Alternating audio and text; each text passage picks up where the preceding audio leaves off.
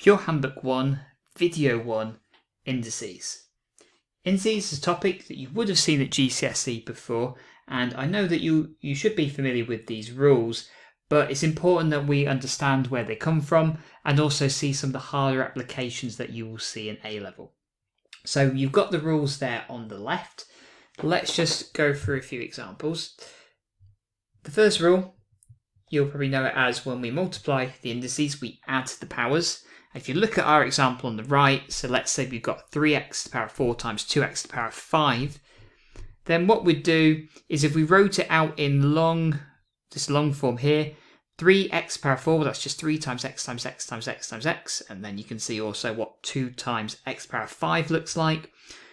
We'd multiply our numbers together, so 3 times 2 for the 6, and then you can see we've got 4x's from the x to the power of 4, we've got 5x's from the x to the power of 5, so this would just simply be 6x to the power of 9. Okay, so do your numbers first, 3 times 2, and then x to the power of 4 times x to the power of 5, x to the power of 9. Now, I'm not expecting you to write it out like this. It's just showing us where it comes from. Then we've got our second rule here. When we divide the indices, we take away the powers. So if you look at an example of why that works, instead of dividing, when you look at this divide like this, you could think of it as a fraction instead. So on top we've got 8x to the power of 7. On our denominator we've got 2x squared. And yeah, again, deal with your numbers first. The 8 divided by the 2 gives you that 4.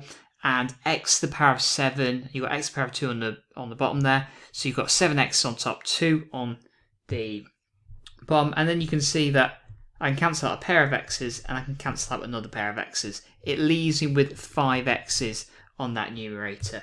So you can see there why when we do x to the power of 7 divided by x to the power of 2, we just end up with x to the power of 5. But obviously don't forget that 4 as well. And then we've got these other two rules, which I'll just go through in one example here at the end. We have an, when we insert the bracket into the power of n, we need to multiply these powers together. And then ab, when you do that to the power of n, you have to take both the a and the b to the power of n. So let's have a look at this example here. Now 5x squared in a bracket all to the power of 3. What this means is we're going to do 5x squared times 5x squared times 5x squared. Now if you multiply all those 5's out, you're going to get 125. And if you do x squared times x squared times x squared, well, that's going to be x to the power of 6. One thing that's really important to note here is when it's in the bracket like this, make sure you cube that 5 as well. So think of this as 5 cubed times x squared cubed. Make sure you do cube that 5. It's a common thing people sometimes forget to do in the exam. Let's put these rules into practice then. Looking top left, 3x cubed times 5x to the power of 4. Multiply the numbers together first. So 3 times 5 for the 15. X cubed times x to the power of 4. Well, that's just x to the power of 7. Now looking top right, we want to cube this bracket first. We've got to apply the rules of BIDMAS, so deal with your indices first before you multiply it by this 2x. So if I just look at the bracket, I need to cube the 3, I need to cube the x cubed, and cube the y to the power of 5 as well. 3 cubed is 27, x cubed, that's going to be x to the power of 9. Remember, we multiply the powers, and y to the power of 5 to the power of 3 is going to be y to the power of 15. That all needs to get multiplied by that 2x. So, yeah, again, deal with your numbers first. 2 times 27 for 54. X times x to the power of 9. Think of that x there as essentially just an x to the power of 1. So, multiply the indices, add the powers, and that y to the power of 15, just leave that as it is. Bottom left. Yeah, again, deal with the indices first. So we're going to do 2x squared all cubed. So 2 cubed is 8. X squared cubed is x to the power of 6. And then leave that y squared as it is. And then do the division. 8 divided by 2 is 4. X to the power of 6 divided by x just leaves you with x to the power of 5. And then you've got this y to the power of minus 3. Okay, y squared divided by y to the power of 5. Take away the powers. Y to the power of minus 3. You could also write this as 4x to the power of 5 over y cubed. That's because you've cancelled 2 y's on the top, 2 y's on the bottom, so you've got y cubed there on the bottom. We'll talk more about the negative indices in a second. Finally, this one on the bottom right, one that people can get confused with. So really important example coming up here. Firstly, you can't do anything with this numerator. You can't just do 5 take away 8 or take away the x power 7, x power 6. So we just leave that as it is. But what we notice is we need to divide each of these terms by 2x to the power 4. So what I'd recommend that you do is separate the fraction as so. Okay, because each of those terms on the numerator is getting divided by that 2x to the power 4. And then deal with the numbers. 5 divided by 2. I'm just going to leave that as an improper fraction of 5 over 2. Don't put 2.5. In pure maths, we want to really get in the habit of writing fractions rather than decimals.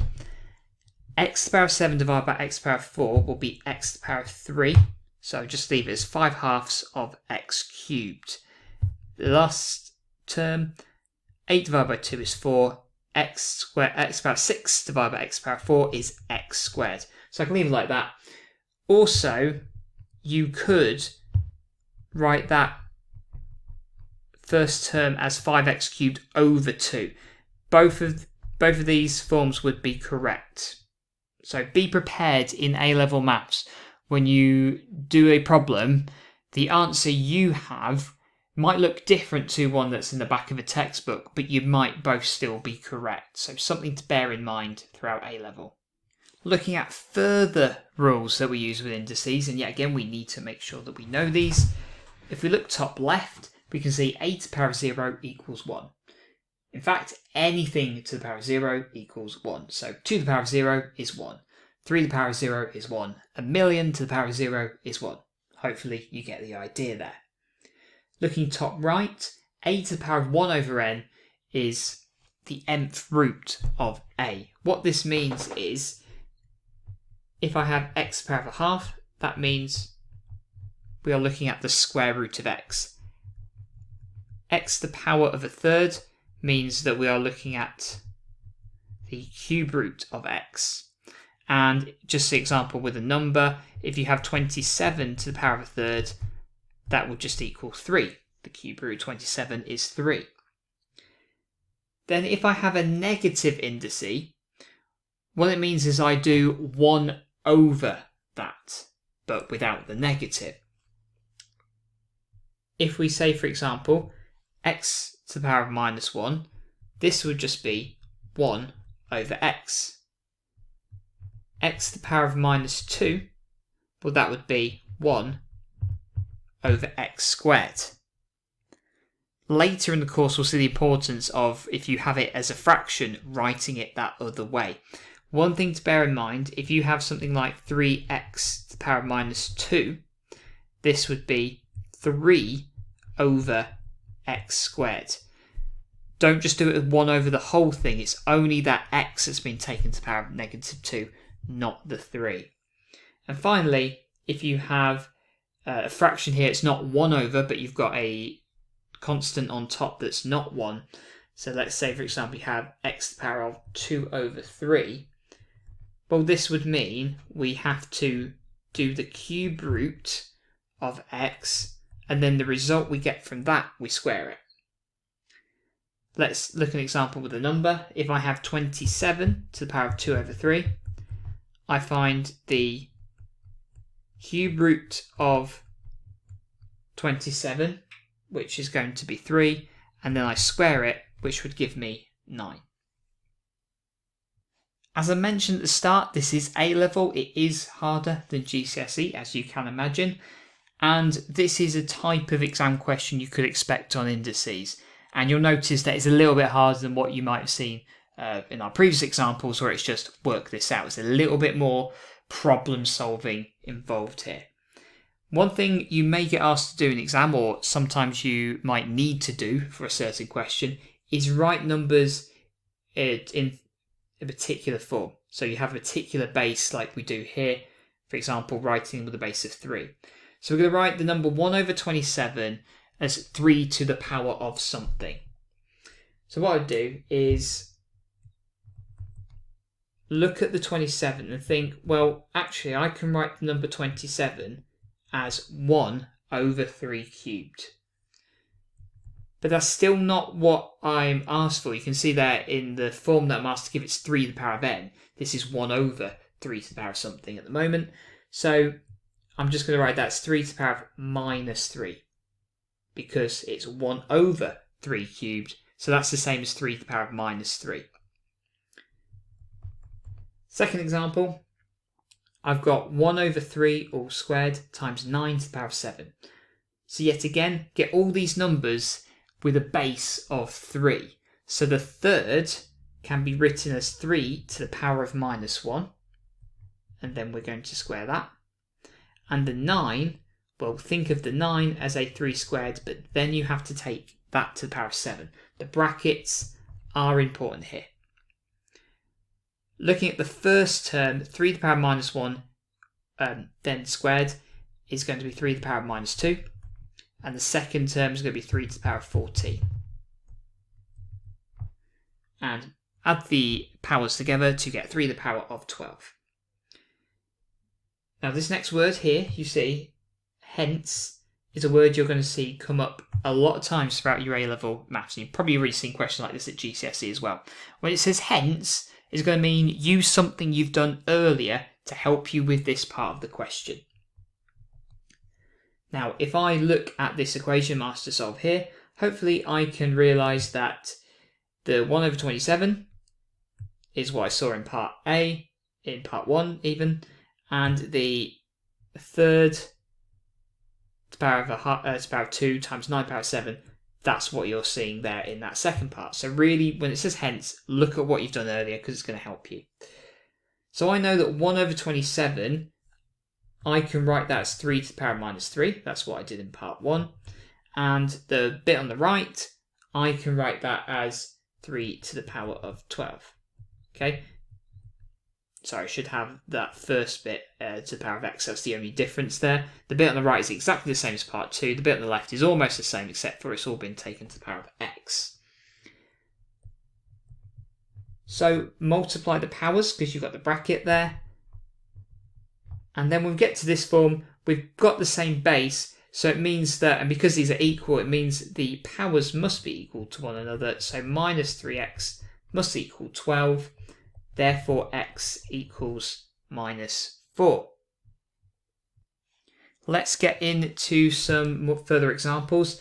So whilst the questions in the exam might not look like this, it's so important that you can do problems like this because it will be embedded within a question. So it'll be implied that you can do this as part of the question. If you can't do it, it's going to ruin your final answer. Starting top left, nice and simple. We're just going to simply add these powers together. So even though they're fractions, the rules still apply. I can just do just add the half and the third together to get 5, 6. Nice and easy. Also top right, all I need to do, I've got the bracket there, so multiply the powers. A fifth times 3 is just 3/5. So that'll be x to the power of 3 over 5. Bottom left, firstly what I'm going to do is rewrite that cube root of x to the power of 4. Now remember, when you have this here, when you use the fractional indices, the number on the bottom is the root, so that's just going to be 3. And the number on the top is going to be the power that you're taking at x2. So x to the power of 4 over 3 is the same as saying the cube root of x to the power of 4. Then, once we've done this, we're just dividing the indices, so take away the powers, you get x to the power of minus 2 over 3. You could also write this as 1 over x to the power of 2 over 3.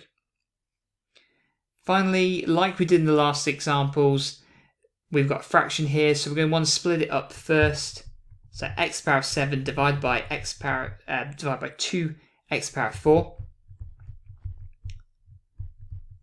And both these terms need to get divided by that 2x to the power of 4. It's really important.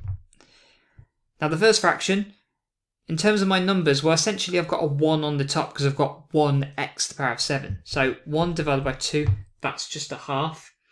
Then deal with the x's. X to the power of 7 divided by x to the power of 4, that's just x cubed. The second fraction, 2 divided by 2 is 1. X divided by x to the power of 4 is going to be x to the power of minus 3.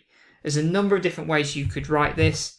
That first term, for example, could be x cubed over 2.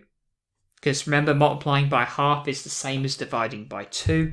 And the second term, you could also write that as 1 over x cubed. Either answer would be acceptable. Final examples for this lesson then. And trust me when I say this is something that's going to be really important later on the course. Writing terms in this form here, ax to the power of b. Okay, it might not seem that, you might not understand why that's important now, but trust me, it will be important later on in the course. Now, firstly, we've got 3 over x squared. That obviously isn't in the form that we want. So what I need to do is remember that when I had 1 over x squared, well, that's just the same as x to the power of minus 2. The only difference is this is not 1 over x squared, this is 3 over x squared. So it's 3 times x to the power of minus 2. Okay, yeah, again, it's not, we're not doing the 3 is, it's not 3 to the power of minus 1 there, so that 3 stays as it is. The next one, we're going to leave the number as it is. Okay, when we're talking about a constant, by the way, we're just talking about a number, so it can be a fraction, a constant. And the x though, well, this is on the bottom, I don't want it as a fraction, so I'm just going to write it as x to the minus 1. Okay, so whatever is on that bottom, just write it as with the same power, but with a negative instead. The last example, we're going to leave 5, we'll leave the 5 alone for now, and then we've got the square root of x. Now remember, the square root of x is a half as the power, so we're going to leave the number alone as 5 over 3, and then that x to the power of a half, that's just going to be x to the power of minus a half. So taking away that fraction and writing it in that form.